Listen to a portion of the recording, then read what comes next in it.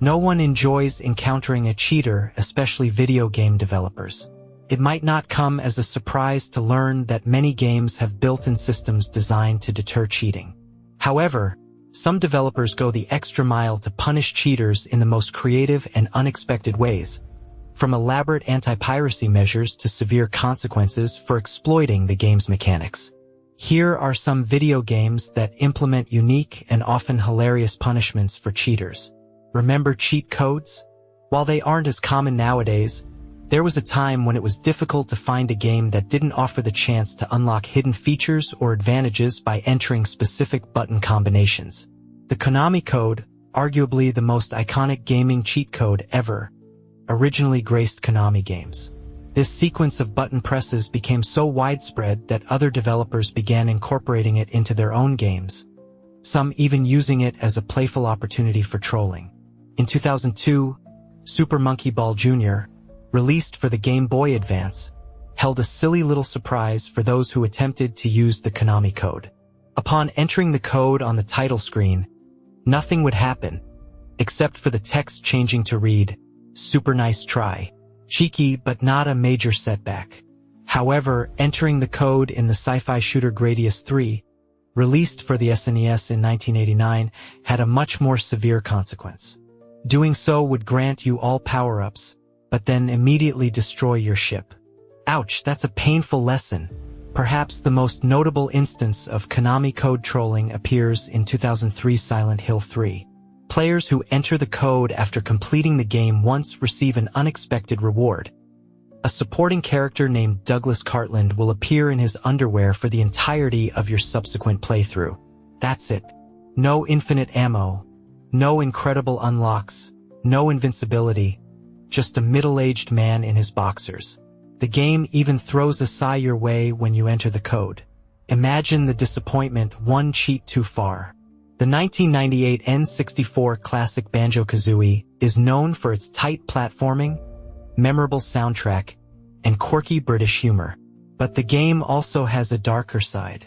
There's a hidden cheat room that allows you to enter codes for special bonuses, like level skips and infinite supplies. But here's the catch. If the player enters 2 illegal codes in a row, the villain of the game, Gruntilda the Evil Witch, will appear. She'll warn you that you're on thin ice and that another illegal code will result in her erasing your save file. Wait, what? Surely that can't be true? Well, entering another code confirms the worst. Gruntilda will pop up and inform you that you're out of luck. The next time you exit to the main menu, you'll discover that your entire save file is gone. Countless hours of progress gone up in flames because you sought an easier route. Talk about a harsh consequence. The path to unlimited knowledge is surprisingly simple. Leave a like and subscribe to my channel. By subscribing, you won't miss another fact-filled video like this one. Got it? Alright, let's continue. Spyro 3: Year of the Dragon, released for the PlayStation 1, is a phenomenal game and I won't hear otherwise. It's also infamous for one of the most brutal anti-piracy measures ever implemented. Buckle up. PS1 discs were notoriously difficult to copy due to unique wiggles imprinted on each disc that determined their region and legality. The disk drive would read these wiggles, and if any were missing or incorrect, it would know you were using a pirated copy.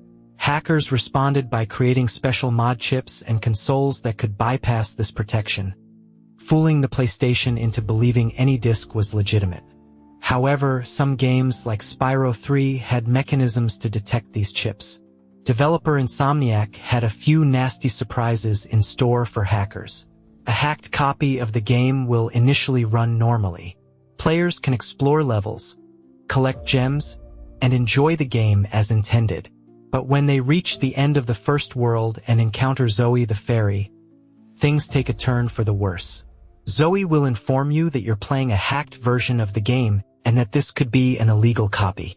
Due to the modification, you might experience problems that wouldn't occur on a legal copy. At first, the game seems to play fine.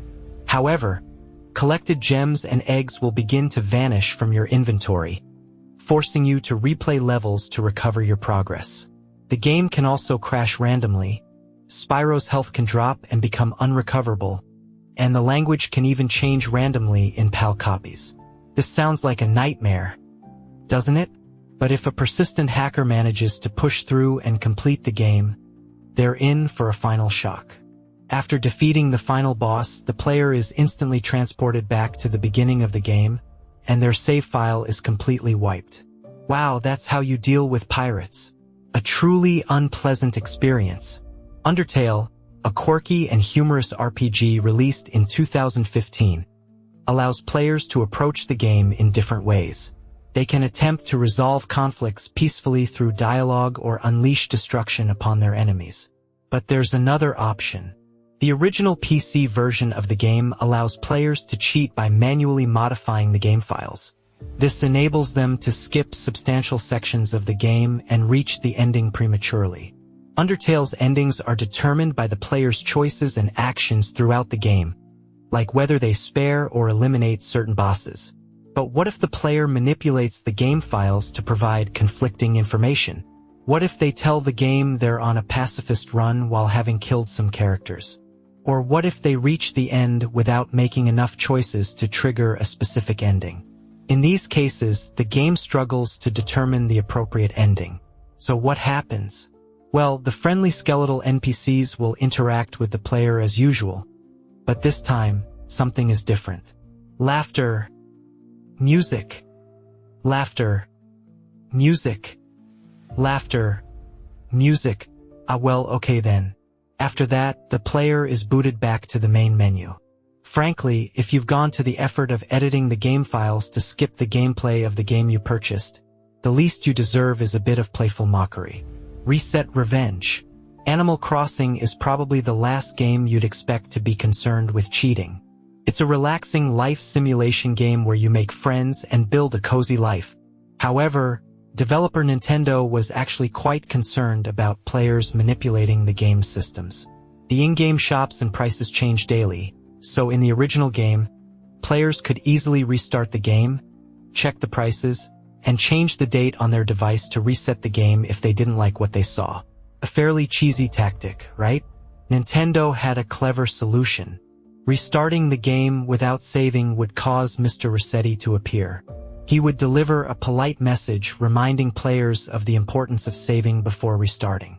Polite, but long-winded and unskippable. Annoying. If you reset again, Mr. Resetti reappears, this time even less polite. Each reset brings a more angry and verbose lecture from Mr. Resetti, culminating in him demanding an apology. Nintendo's goal was to make the resetting process as tedious as possible to discourage players from manipulating the game. A genius move, actually.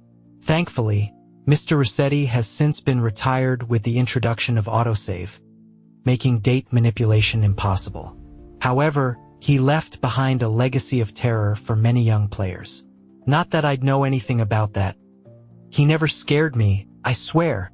When it comes to shooters, there needs to be a satisfying element of shooting, right?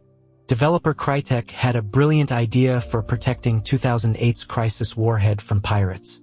Players who tried to obtain a pirated copy of this explosive shooter received a unique and humorous punishment. In the pirated version, all of your bullets are replaced with chickens. And yes, chickens are useless in combat. You're not going to get very far with poultry guns. The best part? The strange glitch led to a wave of players posting online about their issues, unintentionally outing themselves as pirates. I love it when hackers expose themselves. Interestingly, many legitimate players also wanted to try out this chicken glitch themselves. It seems there's a market for a cluck of duty. The online mode of 2013's groundbreaking Grand Theft Auto V is a chaotic environment. Some players enjoy causing mayhem, blowing things up, and crashing cars, while others prefer to roleplay as ordinary citizens, trying to navigate the chaos. Regardless of playstyle, there's a diverse range of players, including, sadly, cheaters and those who spoil the fun for others. Developer Rockstar recognized this and implemented measures to prevent the game from becoming an unenjoyable experience for everyone. Cheaters and players who disrupt the game by hacking or griefing others receive a special decap, letting everyone know they're not playing fair. They are then sent to a dedicated lobby filled with other D1s. And if you thought the regular lobbies were bad, the D-lobby is the Wild West of the GTA world. These rule breakers are stuck in a kind of loser purgatory for a few days before being allowed back into regular lobbies. Repeat offenders, however, face an even longer stay. Let the D-bags ruin each other's days, not ours. Whether you think Batman is the greatest superhero or not, you can't deny that he's incredibly cool. Playing as Batman in 2009's Batman. Arkham Asylum is a blast, thanks to his impressive arsenal of gadgets, unless, of course, you're playing a pirated copy. Players who attempt to play an illegal copy will find themselves unable to use Batman's signature gliding ability. This skill is essential for traversing gaps and progressing in the game, leaving pirates stranded. The grappling hook also becomes unreliable, randomly attaching to out-of-bounds grapple points, sending the player to their doom. It's like playing Batman without any Batman abilities. You might as well be playing as Alfred. Players on the publisher IDOS's forums unwittingly exposed themselves as pirates by posting questions about strange glitches they encountered. In one notable instance, a forum admin revealed the truth about the game's anti-piracy measures and delivered a fitting one-liner. A line that could have come straight from Batman himself.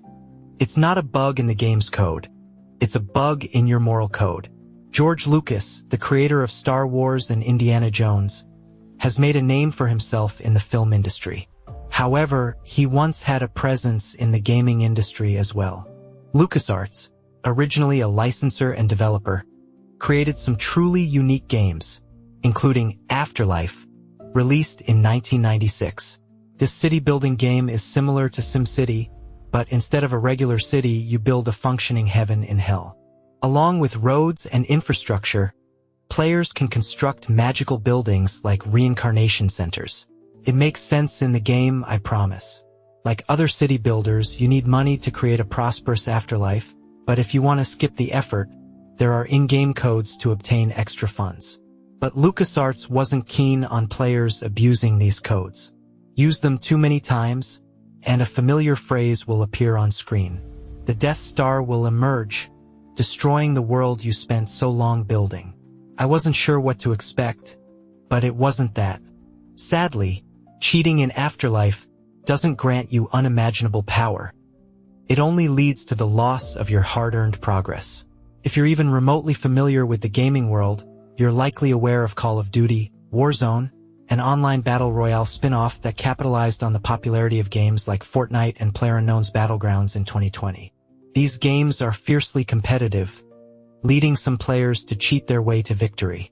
Call of Duty has historically been a haven for hackers, but developers Raven and Infinity Ward decided to take action. They implemented an anti-cheat software called Ricochet and used it to create some unpleasant surprises for music hackers. Did you catch that? As a cheater fired at a legitimate player, the legitimate player became completely invisible and managed to take the cheater down. Every player targeted by a cheater essentially transforms into a supernatural ninja, an unstoppable force against hackers. Talk about karma. However, anti-cheat software like Ricochet is often unreliable. Since its implementation, hackers have found ways to circumvent its protection and even make themselves invisible. My God, wait. No, he's just invisible. He's literally invisible. He's not under the map. Well, that kind of puts a dampener on the whole karma idea, I guess. Arma 2, a tactical shooter released in 2009, is known for its realistic combat and its incredibly strict anti-piracy measures. The game features a program called Fade, which slowly transforms the game into a chaotic mess for pirates. Initially, everything seems normal until the player's accuracy starts to suffer, dramatically decreasing. That makes the game almost unplayable.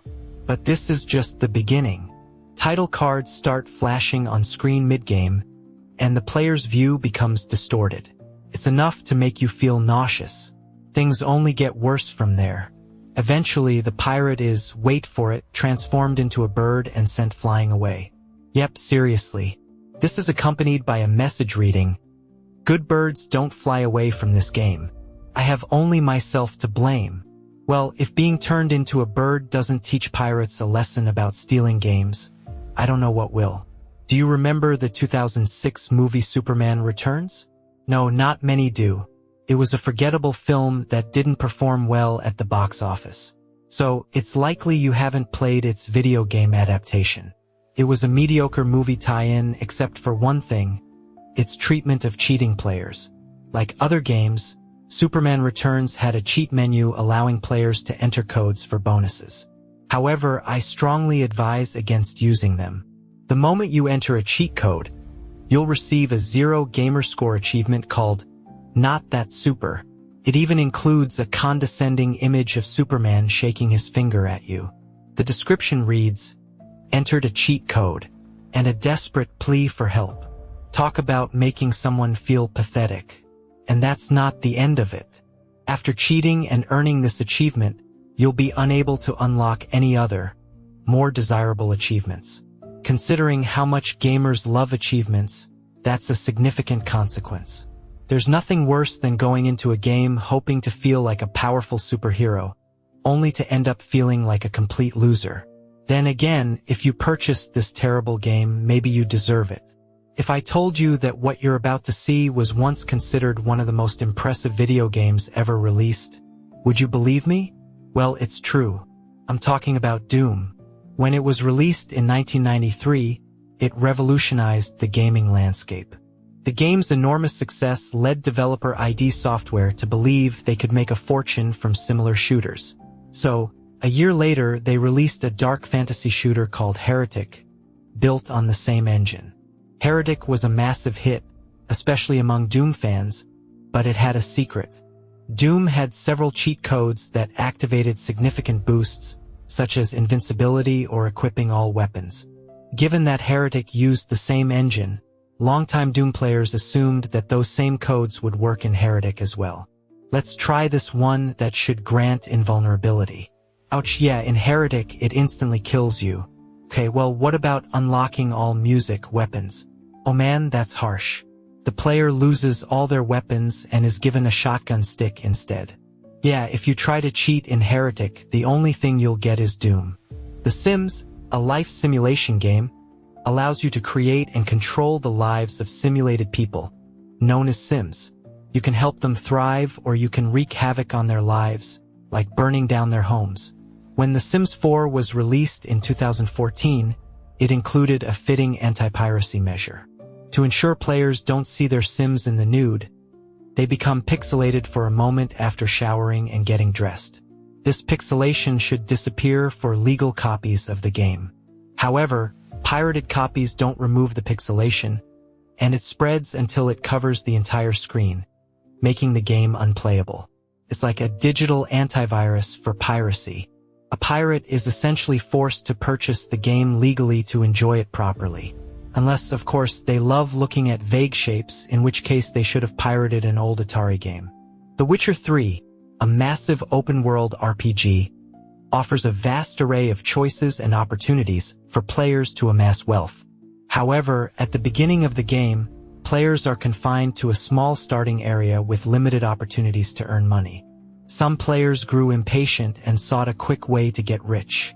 They discovered that certain cows in the area drop cowhide, which can be sold for a small amount of money. It wouldn't make you wealthy unless, of course, you had an unlimited supply of cowhide. Clever players realized that they could use the meditation feature to make the cows constantly respawn.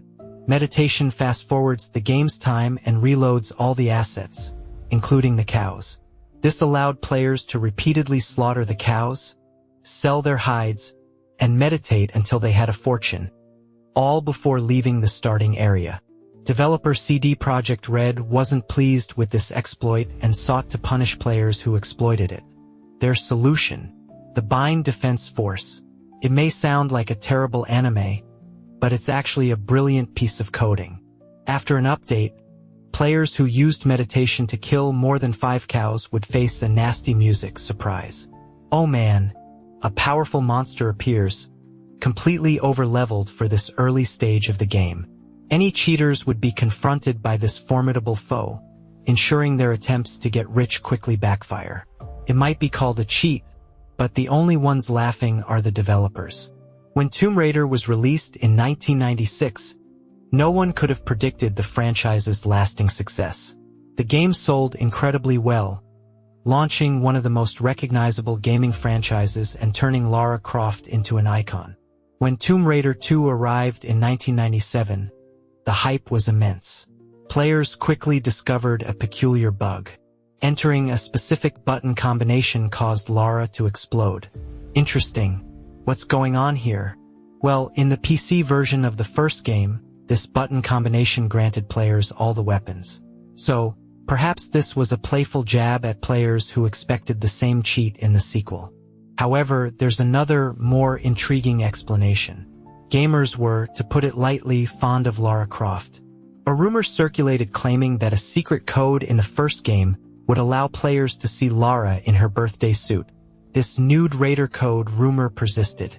The story goes that a developer on Tomb Raider created the exploding cheat and deliberately leaked it, claiming it was the nude Raider code.